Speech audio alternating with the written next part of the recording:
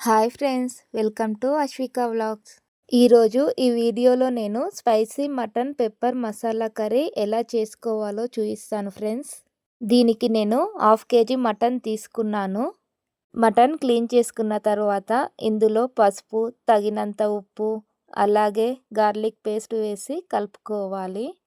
ఇలా కలుపుకున్న మటన్లో 1 స్పూన్ ఆయిల్ వేయాలి. అలాగే తగినంత కారం కూడా వేయాలి. అలాగే హాఫ్ లెమన్ కూడా పిండాలండి ఇందులో. ఈ వీడియోలో చూపిస్తున్నట్టు అన్నీ వేసి బాగా కలుపుకోవాలి. దీనిని 1/2 అవర్ సైడ్కి ఉంచుకోవాలి. ఇప్పుడు స్పైసీ పెప్పర్ మసాలాని తయారు చేసుకుందాము. దీనికి కావలసిన పదార్థాలు ఈ వీడియోలో చూపిస్తున్నానండి. వీడియోలో చూపిస్తున్నట్టు హోల్ మసాలాని ఒక ప్యాన్ పెట్టుకొని ఫ్రై చేసుకోవాలి లో ఫ్లేమ్లో. మీరు ఎంత స్పైసీ తింటారో దానికి తగ్గట్టుగా ఇందులో ఎండుమిరపకాయలు, మిరియాలు వేసుకోవాలండి. ఎందుకంటే ఇందులో మనం కారం కూడా వేసాము. ఇప్పుడు ఒక కుక్కర్ పెట్టుకొని అందులో ఆయిల్ వేయాలి. ఆయిల్ బాగా వేడైన తర్వాత అందులో మనం ఒలిచి పెట్టుకున్న వెల్లుల్లి రెబ్బలు వేయాలి.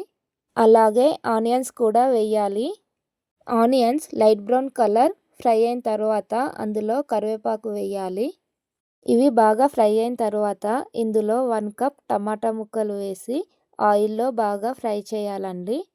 టమాటాలు ఆయిల్లో ఒక 10 మినిట్స్ ఫ్రై అయిన తర్వాత మనం ముందుగా కలిపి పెట్టుకున్న మటన్ని ఇందులో వేయాలి. మనం ఆయిల్లో వేసిన మటన్ 15 మినిట్స్ క్యాప్ లేకుండా ఫ్రై చేసుకోవాలండి. మటన్ ఫ్రై అయ్యేలోగా మనం ముందుగా ఫ్రై చేసి పెట్టుకున్న మసాలాలు గ్రైండ్ చేసుకోవాలి. ఇప్పుడు ఫ్రై అవుతున్నటువంటి మటన్ కర్రీలో మనం మిక్సీ చేసుకున్న మసాలా పొడిని వేసుకోవాలి. మనం వేసిన మసాలా పొడి కర్రీ మొత్తం పట్టేటట్టు కలుపుకోవాలి. ఇందులో కొన్ని వాటర్ యాడ్ చేయాలి. విజిల్ పెట్టుకోవాలి. ఇప్పుడు దీనిని తగినంత వాటర్ పోసుకొని విజిల్ పెట్టుకోవాలి. వాటర్ ఎక్కువైతే బయటకు వస్తాయి. నేను 8 విజిల్స్ వచ్చే వరకు పెట్టాను. అలాగే విజిల్స్ అయిన తర్వాత స్టీమ్ మొత్తం పోయే వరకు క్యాప్ తీయకూడదు. ఈ వీడియోలో చూపిస్తున్నట్టు ఆయిల్ పైకి వస్తుంది. మటన్ ఉడికింది.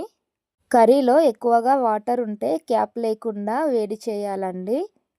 మీకు కర్రీలో గ్రేవీ తక్కువగా కావాలంటే ఇలా 10 మినిట్స్ వేడి చేయాలి. లాస్ట్లో కొంచెం పుదీనా వేసి కలుపుకోవాలి.